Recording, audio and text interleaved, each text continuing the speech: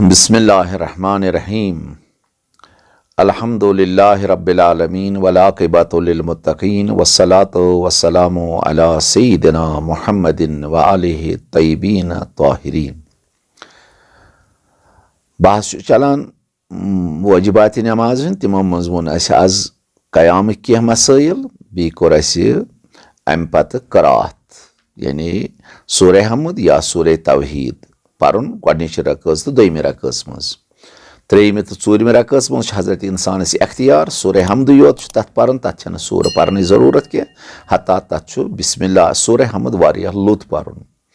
यह वाजिब पर्न लुत अत मज त्रेयिमि तो ूरिमि रकअत मज। अगर सूरह हमद पर अगर सुबहानल्लाहि वल्हम्दुलिल्लाहि वला इलाहा इल्लल्लाह यह दोन रकअतन मज पतमेन लुत पर्न वाजिब करार दितमुत। वन अगर इंसान सूरह हमद पोर क्या नमाज पेशन दिगरस मज सूरह हमद तो सूर गोडनिचन रकअतन दोन रकअतन मज लत पर्न वाजिब। अगर इंसान सूरह हमद तो सूरह तौहीद या बदल कह सूर नमाज पेशन दिगरस मज बड़ पोरुन खाए सह मर्द या जनान नमाज बातिल। क्या उलमा तमाम मराजन हंद फतवा यह गि नमाज पेशन दिगरस मज लत पर्न। हाँ सिर्फ आमद इस्तिस्ना कर जुमा दह तम दह अख्तियार नमाज पेशन दिगर पर या जुमा पर यह गि बड़ पर्न अख्तियार बड़ तक पर लत तक पर मगर हजरत इमाम सज नजर बेहतर गो लते पर्न पेशन दिगर नत हेक जुमा दह नमाज पेशन दिगर बड़ त पर तथ कह मुश्किल। क्या मसाइल पेश कुन सात इमाम जमात आसान बड़ पारान सूरह हमद पत सड़ कर बिस्मिल्लाह बिस्मिल्लाह यानी ज़ गई ज़ाहिर इश्तिबार ना जुमा दह हेको नमाज पेशन दिगर बड़ त पर तथ कह मुश्किल। वले अगर हजरत इमाम लिखान बेहतर गो लते पर्न नमाज पेशन दिगर जुमा दह नत हेको बड़ त पर। मगर प्रथ अकिस मर्दस जनान नमाज पेशन दिगर चोशवे रकअत लत पर्न वाजिब। नत नमाज शाम खोफ्तन बापत सुबह बापत गोडनिच रकअत बड़ पर्न वाजिब तो लत पर अगर लत आमदन इंसान पर नमाज बातिल। नमाज शाम खोफ्तन तो सुबह अगर इंसान सूरह हमद सूरह तौहीद लत पर आमदन पर लत नमाज बातिल। बल्कि यह गि बड़ युन पर्न तूत बड़ युत जन कंस वहम गि ना बड़ कोत गुन पर्न युत जन अमिस दक्षिण या खोवर नमाज परान यह गुन तशखीस दिस यह कस सूर परान यह कस आय परान यह कम कलिमात तलफ़ुज़ करान युतुय गि मसलन बिस्मिल्लाहिर्रहमानिर्रहीम अल्हम्दुलिल्लाहि रब्बिल आलमीन यानी यह जन दक्षिण तो खोवर नमाज पेशन गि तूत लत इंसान पर्न पन कान गन असल पे हेकन बूजित न तूत लत त युत पन कान तज बोजान ति कह क्या प्रथ चीज बह वुम पान नमाज पेशन दिगर बड़ असन ब्या ना तह गि कर तेल नमाज सही कह तो पतम रकअत प्रथ अकिस मर्दस तो जनान पर्न वाजिब। वन जनानन हंद बापत अगर नमाज शाम खोफ्तन या सुबह यह दपान बड़ पर्न तस बड़ मगर वह अगर अत नामहरम ना दपान उलमा तेल वाजिब बड़ पर्न कि तेल पर आहिस्ते नमाज शाम खोफ्तन तो सुबह कह मुश्किल अम सद बापत आहिस्ते पर्न बेहतर। अगर नामहरम एहतियात वाजिब फरमावान जनान पर तेल नमाज शाम खोफ्तन सुबह आहिस्ते ना अगर वन अत नामहरम यह हे तूत बड़ पर यूत जन दक्षिण खोवर अगर कह जनान अत यह हे बूजित अत कह मुश्किल।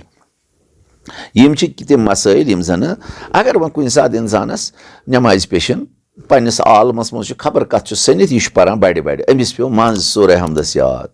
हम बस बड़ पान ना अमिस नई पर्न हूँ ना योतान अम बड़ पर्न सहनन मोकले वह अत पे कर लुत लुत पर्न स्टार्ट यह जन वाजिब नत अगर वह अम सूरह हमद तौहीद तो मोकलोन बड़ पर अमिस जहन पत पे याद कहन गम अम सज नमाज सही नमाज बातिल यह गि आमदन युन बड़ पर्न। अगर कुन सात सहवन बड़ बड़ या नमाज शाम खोफ्तन बड़ पर्न ऐ गई कुन सात मशिद सह लत पान नसफस पे वोत ऐ पे याद सूरह हमद सूरह तौहीद बड़ पर्न मे क्या गो कहन मुश्किल यसन पर सहनन सही अत पे जान पे तिथे पे बड़ पर्न यह जन ब्या हे तशखीस दित। अगर कुन सात कह लफ्ज इंसानस गलत गो यह दोबारा तकरार कर दपान अगर तकरार कर इंसानस पज नमाज सही पे पर यह गस गलत गन कह गस न गलत गसन बल्कि तवे आमद बड़ ताकीद कर एहतियात मुस्तहब नमाज गस जमातस मज इन पर्न क्या अक्सर इंसान तलफ़ुज़ सही आसान वले इमाम रातिब युस जन यह कोशिश करान पन तलफ़ुज़ सही करन खतर अमिस मेहनत कर्म कम से कम युत जन आम लुको खोत बेहतर परान जमातस मज तवे ताकीद आमद कर यमन सही आस नमाज यमन याद आस पेवान तिमन पज़ जमातस मज शिरकत करें तिहद बाबत बेहतर हाला कुन सात हेकान इंसान सूरह हमदस योतन पे यह तमाम कर क्या कुन सात कह वक्त आस तंग सूर हेक न पर दपान सूरह हमद योत किफ़ायत करान या अगर कुन सात इंसान मजबूर ओस सूर ओस या सर्दी सख्त या गाड़ चलनस या जहाज चलनस तैयार अगर यीज काल सूर पर अमिस हे गाड़ अत तल गसित अमिस हे चूर गसित अमिस हे जोस पे खतर वे दपान कहन गम यह पर सूर हमद योतन किफ़ायत कर सूर पर तम सात जरूरत कह या 3 लट सुबहान अल्लाह वल्हम्दुलिल्लाह वला इलाहा इल्लल्लाह पर्न अफजल तो बेहतर अगर कुन सात अके लट यह पर तिस मुश्किलात यह पर अके लट दपान अके लट कर किफ़ायत कह मुश्किल कह चीज मुस्तहबात यह सूर हमदस मज प्रथ रकज ब्रो सूर हमद गोडनिश रकज अल्हम्दुलिल्लाह ब्रो बिस्मिल्लाह ब्रो पर्न औज़ु बिल्लाहि मिनश शैतानिर रजीम यह मुस्तहबातन मज दोयम नमाज पेशन दिगरस मज बिस्मिल्लाहिर रहमानिर रहीम बड़े पर्न यह मुस्तहबातन मज अल्हम्दुलिल्लाह गस चट पर्न अल्हम्दुलिल्लाहि रब्बिल आलमीन अर्रहमानिर रहीम मालिक यौमिद्दीन यह गस प्रथ आय पत चट पर्न प्रथ आय पे ठहरन यह मुस्तहबातन मज थोड़ा वक्फो कर ताकि यह गस बीस सतन रलावन इन कह बी गस युन सूर हमदस कुन तवज्जो कर बह क्या परान मसलन बिस्मिल्लाहिर रहमानिर रहीम फौरन कोर अम किस मानहस कुन तवज्जो बह शुरू करान खुदाय सिंद नाव सत जन रहीम तो रहमान जहन से मज यह जरूरी अमिस तिलावत कर जहन से मज बह क्या परान अत कुन तवज्जो गसन यम जन अक्सर वनकस सवाल जवाब करान आग सब अस नमाज मज तवज्जो रोजान उलमा लेखान अत सूर हमद किस तर्जमस कुन दिक्कत करान इंशाअल्लाह पत मुतवज्जा गसान बह कस सत कलाम करान बह कस सत कथ करान यम जन यम शैतानी ख्याल अमिस अत नमाज मज याद पेवान तिमो निश पत यह हेकान पथ रूजित यह पन्निस परवदिगार आलम से पज पे राज नियाज करान सिर्फ ये अत सूर हमद किस मानहस कुन तवज्जो कर बी तमाम नमाजन मज मुस्तहब गोडनिच रकज मज सूर हमद पत इन्ना अंजलना यह तिलावत कर सूर इन्ना अंजलना सूरत तिलावत करें दोयम रकज मज कुल हुवल्लाहु अहद तिलावत यह मुस्तहबातन मज कम से कम 5 नमाजन मज गस अकि नट अकि नमाज मज सूर कुल हुवल्लाहु अहद तिलावत करन अगर न 5 नमाजों मज कुन नमाज मज इंसान यह सूर कुल हुवल्लाहु अहद इंसान तिलावत कर यह नमाज मकरूहातन मज शुमार कर कोशिश गस कर गोडनिच रकज मुस्तहब सूर इन्ना अंजलना सूर हमद पत दोयम रकज मज प्रथ नमाज मज सूर कुल हुवल्लाहु अहद मुस्तहब पर्न मकरू तवे कोरम अर्ज मकरू 5 नमाजों मज गस अकिस नमाज अगर न कुन नमाज मज यह सूर कुल हुवल्लाहु अहद पर्न